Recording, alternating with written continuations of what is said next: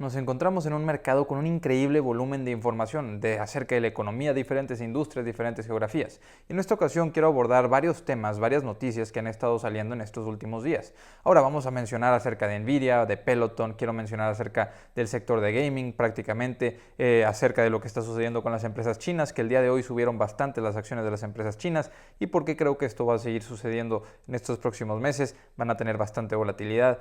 Vamos a mencionar brevemente la Fed, vamos a hablar acerca de Mark Zuckerberg, el director de Facebook. Y quiero comenzar por este tema bastante breve de Mark Zuckerberg, que ha estado saliendo a hablar cada vez más en público, a salir en podcast, por ejemplo.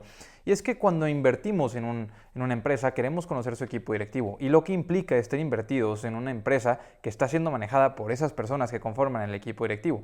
En el caso de Facebook o de Meta es algo bastante peculiar porque tiene un equipo directivo bastante peculiar. Ahora, ¿qué nos dice Mark Zuckerberg en estos últimos días? Dice, si estuviésemos enfocados en el negocio actual únicamente, probablemente estaríamos teniendo resultados crecientes de manera incremental. Pero los resultados discontinuos, pero sobresalientes, se logran invirtiendo en cosas en las que todavía no se creen. Esto es lo que ha comprobado Meta o lo que ha comprobado Facebook cuando invirtieron en Instagram y todavía no se les creía, o cuando invirtieron en WhatsApp y creían que era uno de los gastos, más de $20 mil millones, uno de los gastos más tontos en la historia, porque pues era una aplicación que ni siquiera podía o que ni siquiera estaba teniendo utilidades, que ni siquiera se podía rentabilizar. Y vemos lo que ha estado sucediendo, lo que ha hecho Facebook y cómo es que Facebook ha integrado estos diferentes componentes y cómo es que Instagram probablemente es más valioso que Facebook en sí.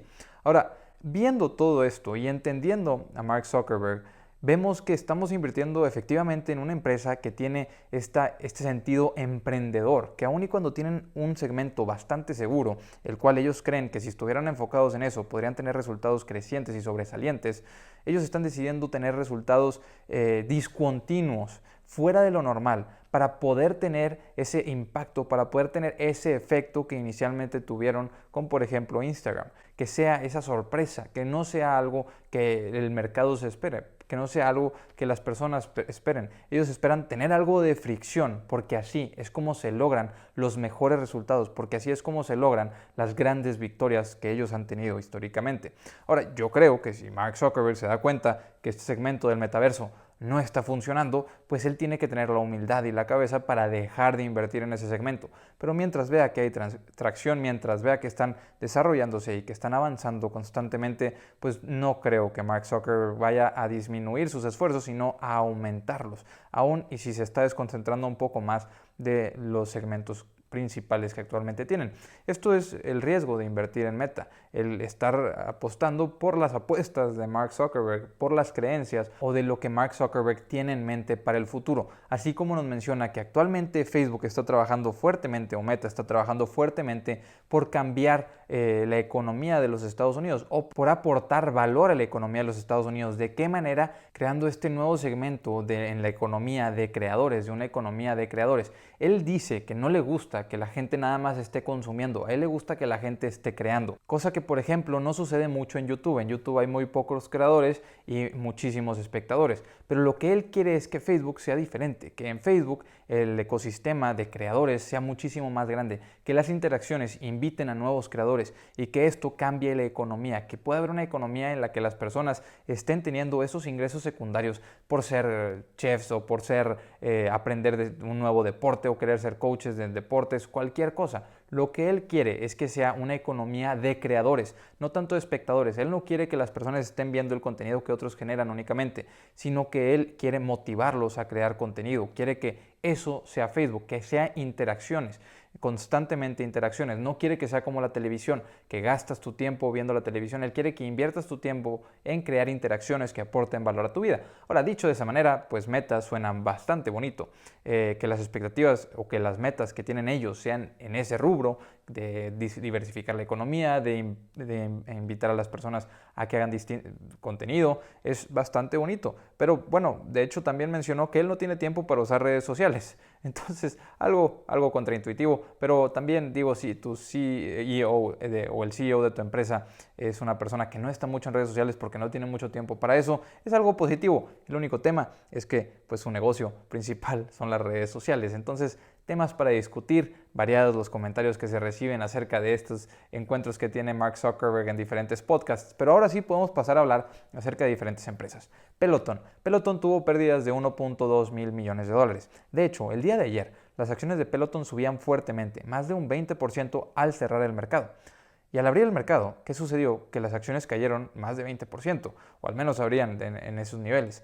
Lo que pasó es que ayer anunciaron que se iban a asociar con Amazon para vender sus bicicletas.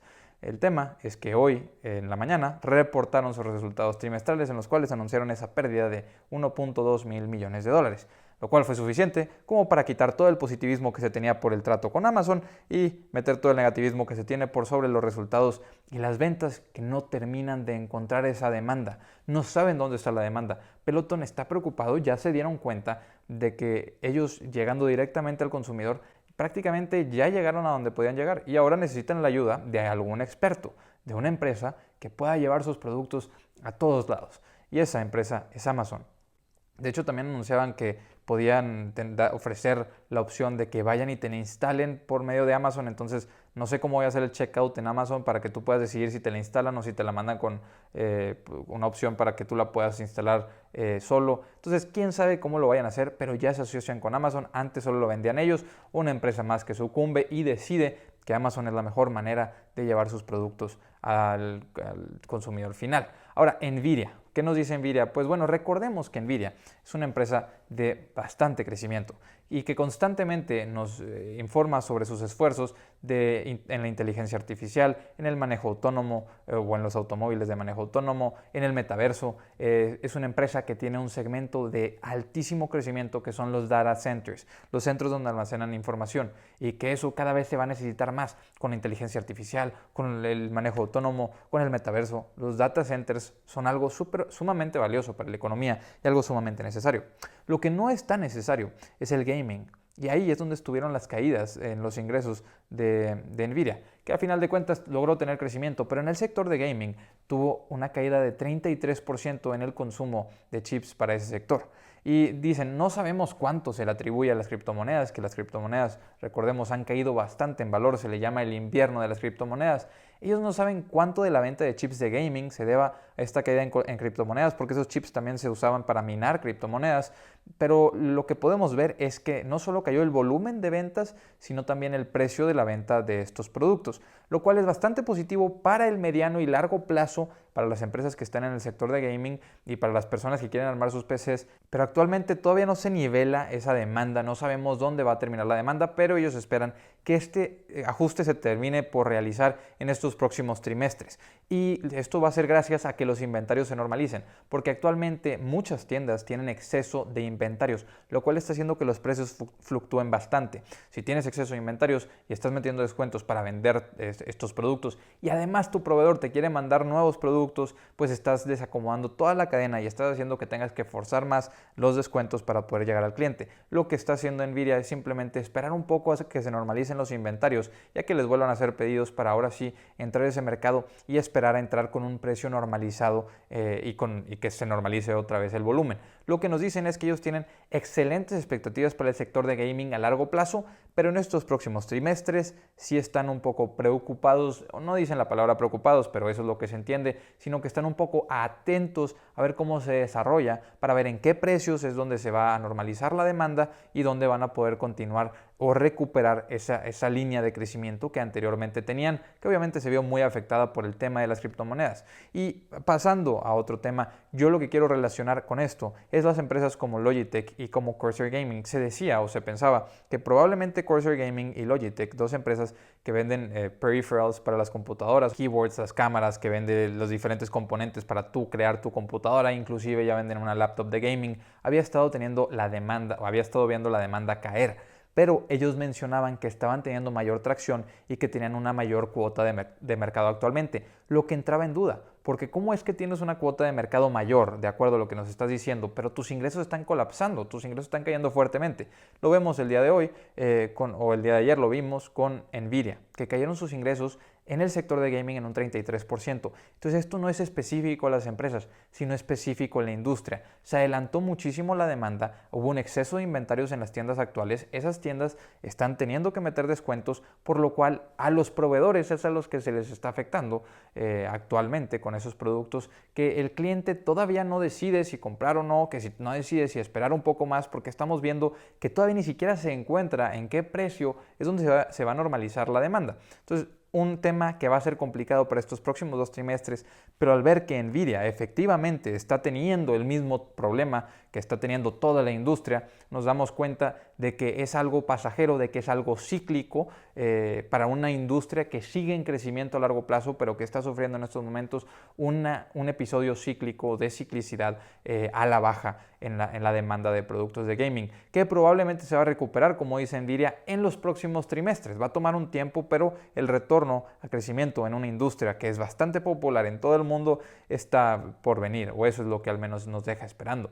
Otro tema, Toll Brothers. Toll Brothers es una constructora de casas, digamos, de nivel medio alto a nivel alto, o casas de lujo prácticamente, y ellos bajaron sus expectativas para la venta de casas o para la construcción de casas de este año. Ellos en diciembre anunciaban que esperaban construir 11.250 casas a 12.000 casas y bajaron sus expectativas actualmente a vender para este año 10.000 casas, construir 10.000 casas a 10.300 casas.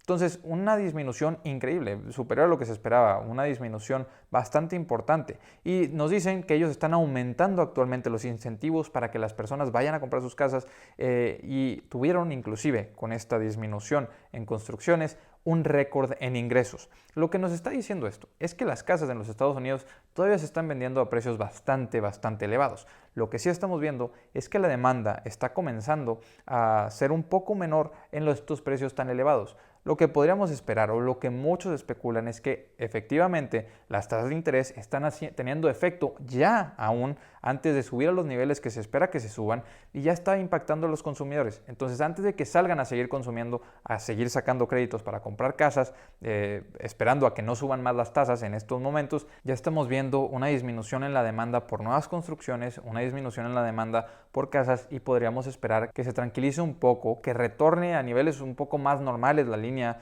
de crecimiento del precio de bienes raíces en Estados Unidos, porque fue algo que creció bastante. No había oferta de casas y además había una sobredemanda, lo cual hacía que los precios siguieran constantemente subiendo.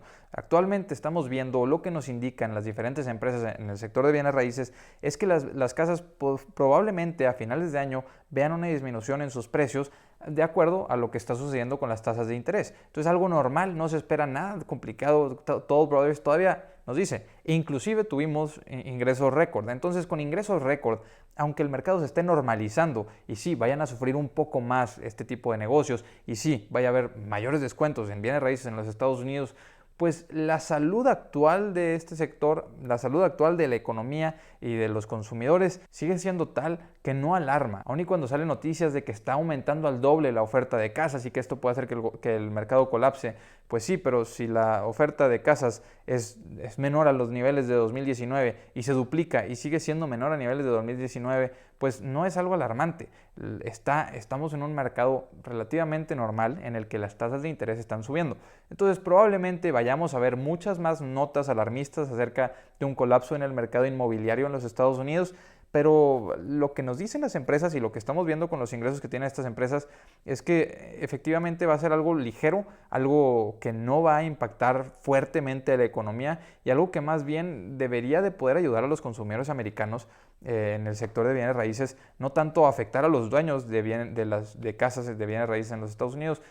Una normalización en precios sería algo aceptable y algo que se espera, pero una normalización ligera de entre 10 y 15% es lo que están diciendo los analistas. Veremos a cuánto suben las tasas de interés, porque sobre eso es sobre lo que se mueven los analistas y dan sus expectativas futuras. Pero ahora sí podemos hablar acerca de China. Lo que sale o lo que se publica son rumores de que se está llegando a un acuerdo por parte de Estados Unidos y China en cuestión a las regulaciones. Porque recordemos que hay más de 200 compañías chinas que pueden ser deslistadas en 2024. Entre ellas ya se agregaba Alibaba a esa lista. Ahora, el posible acuerdo nos habla de que los reguladores americanos tendrían permiso de ir a Hong Kong y revisar los números anteriores. Hasta 3 o 4 años de números anteriores podrían ir a hacer esto los reguladores americanos. Todavía no se llega a un acuerdo y estos simplemente son rumores que se estuvieron publicando. Por lo cual, si estos rumores, en donde no hay nada oficial, ya están subiendo las acciones de las empresas chinas y esto ha estado sucediendo constantemente. Suben y luego vuelven a caer, suben un 8% y luego caen un 15%. Eso ha estado sucediendo a lo largo del año. Podríamos esperar que eso siga pasando en los próximos meses. Vamos a ver bastantes notas positivas, bastantes notas alarmistas, pero de rumores, porque ya lo hemos estado viendo anteriormente, ya ha estado sucediendo. Y sí, esperemos, o al menos me gustaría pensar, que China va a abrir sus puertas a que los reguladores americanos puedan ir a auditar sus empresas. Únicamente eso, a auditar los números. Para lo que a nosotros parece bastante lógico que permitan hacer esto en un mercado globalizado, pues para China parece algo inaceptable. Al menos sigue negociando sobre eso, y negociar que puedan auditar tus empresas, pues es algo que no debería estar sucediendo, pero bueno, ya sabemos cómo es China y todos entendemos los riesgos de invertir en China, o al menos la mayoría entendemos los riesgos de invertir en China, y es por eso que yo al menos no quiero tener más de un 10% de exposición a China en mi portafolio. Pero de acuerdo, si continúa esto, si se llegan a acuerdos, pues las noticias van a hacer que las empresas chinas puedan volver a cotizar bastante más caro, porque ya que tienes o te quitas el riesgo de fraude, porque estás permitiendo que reguladores americanos vayan y auditen directamente los números de las empresas chinas, pues estás no únicamente teniendo un acuerdo de que puedan mantenerse cotizando en los Estados Unidos, que eso ya es algo positivo, sino que también China te está abriendo las puertas a que veas los números de esas empresas y si son reales, manteniendo pues doble tranquilidad por sobre los inversionistas. Claro que va a seguir el tema de cómo cotizan las empresas chinas, que prácticamente son cascarones registrados en una isla, y tú eres dueño de un contrato, que es dueño de una empresa, que es dueño de otro contrato, que es dueño de otra empresa. Y sí, no eres directamente el dueño de las empresas chinas por la estructura que tienen las empresas chinas, pero a final de cuentas somos dueños de los derechos por sobre esas empresas chinas, lo cual ha funcionado por más de 3 décadas y probablemente vaya a seguir funcionando de esa manera, a menos que el gobierno chino decida abrir sus puertas también a que puedas comprar acciones directamente de las empresas chinas, lo cual parece bastante improbable, pero por ahora noticias positivas del lado de China, de que podríamos decir que aun y cuando solamente hay rumores, el mercado está esperando cualquier noticia positiva para poder regresar a invertir en China, ya que las empresas efectivamente en su mayoría están bastante subvaluadas si quitamos o si no consideramos que tienen muchísimos riesgos por estar en China. Y ahora sí podemos mencionar brevemente, y este es un tema del cual yo no quiero abordar a profundidad, es el tema del euro, que sí, el euro ha estado continuando con su debilidad, la economía europea ha estado sufriendo bastante y se empieza a pensar o se empieza a presumir que habrá próximas subidas de tasas en Europa. El tema, las deudas altas. Muchos países en Europa tienen deudas bastante altas, por lo cual la subida de tasas que puede incentivar o que pueda ayudar, que pueda ayudar a que baje la inflación, también va a impactar fuertemente por sobre los consumidores y por sobre los países que tienen deudas bastante altas. Entonces, en una economía en la cual actualmente no hay tanto movimiento, en la cual hay debilidad, pero hay una inflación elevada, no están con las manos atadas a decidir si si continuar subiendo las tasas y afectar a estos países, o dejar que la inflación siga tomando su rumbo esperando que no se descontrole. Mi opinión es que las tasas se deberían de subir paulatinamente, pero se deberían de estar subiendo, no quedarse con los brazos cruzados. El tema es que hay opiniones bastante variadas, todos opinan diferente porque hay diferentes intereses y a los diferentes países de la zona euro les va a golpear diferente porque tienen deudas de diferentes niveles. Otra cosa que estamos viendo, los precios de la electricidad. No estamos aún en invierno y los precios de la electricidad en Europa están en niveles récord, han subido astronómicamente, por lo cual eso también es una preocupación más. Que otra vez el tema de Europa es un tema que no quiero abordar a profundidad por la complejidad que tiene, por la diversidad de opiniones que se tienen acerca de lo que se debería hacer con las tasas de interés allá, acerca de los diferentes países que tienen una deuda bastante elevada y del tema de la electricidad, que esto probablemente vaya a empeorar los próximos meses. Pero decir eso es alarmista. Decir que los precios de la electricidad van a seguir empeorando, pues es algo bastante pesimista, que no aporta nada decirlo, pero es lo que se está esperando por parte de muchos analistas. Entonces es un tema complicado, un tema que se podría solucionar, de solucionarse el tema de Rusia y Ucrania, pero que actualmente pues al menos no hay mucha información para poder tomar una postura acerca de Europa y para poder opinar bien de lo que va a suceder, porque hay muchísima incertidumbre. Así como anteriormente en Estados Unidos había muchísima incertidumbre en diferentes posiciones de cómo iba a actuar la Fed, en Europa pues hay más incertidumbre de lo que anteriormente había en Estados Unidos, que en Estados Unidos ya comenzamos a ver mucho más claridad y ya estamos viendo efectivamente cuál es la postura de la Fed y cómo es que ha estado actuando, que de hecho es lo que quiero mencionar próximamente, que es que la Fed continúa firme, se cree que la subida va a ser de 0.50%, muchos esperan que sea de 0.75% y super inversionistas están prácticamente pidiendo que sea una subida de 0.75%, nada más para estar controlando efectivamente la inflación y no dejar o no satisfacer al mercado actualmente para comprometer un poco más a la economía. Ahora, la reducción del balance general, probablemente esos temas se vayan a poder tocar el día de mañana, cuando ustedes estén viendo este video, que es el simposio económico en el cual va a hablar Jerome Powell. Veremos si nos da mucho más claridad o si otra vez nos deja con un mensaje ligero en el cual poco aborda, esperando a ver el siguiente reporte de la inflación. Y para poder terminar, nada más quiero mencionar que el gobierno ha estado haciendo lo contrario a lo que quieren que la Fed haga, que la Fed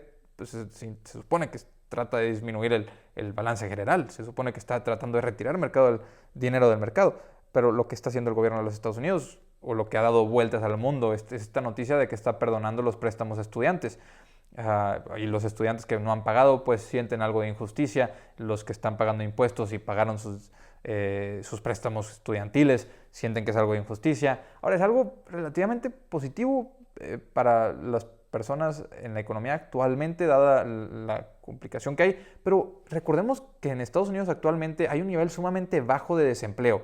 Entonces, no habría una razón específica para en estos momentos salir a perdonar o salir a decir que ya no tienen que pagar sus deudas estudiantiles, porque la economía actualmente no nos está arrojando más que el tema inflacionario, y el tema inflacionario se podría empeorar porque las personas van a percibir que tienen más dinero. Si ya no tienen que pagar sus deudas estudiantiles, ese dinero extra que se va a utilizar para salir a consumir productos va a empeorar la inflación. Entonces, el gobierno de Estados Unidos está haciendo completamente lo opuesto a lo que esperan que la Fed haga. Y bueno, obviamente porque vienen las elecciones y pues quieren estar del lado correcto o quieren estar haciendo algo que le parezca bien a las personas. Pero independientemente, cada quien tiene su opinión, que perdonen los préstamos estudiantiles, pues sí, la educación en Estados Unidos de las universidades es bastante cara, pero pues en estos momentos no sé si sea lo que se necesitaba, ese dinero se podría utilizar para muchas otras cosas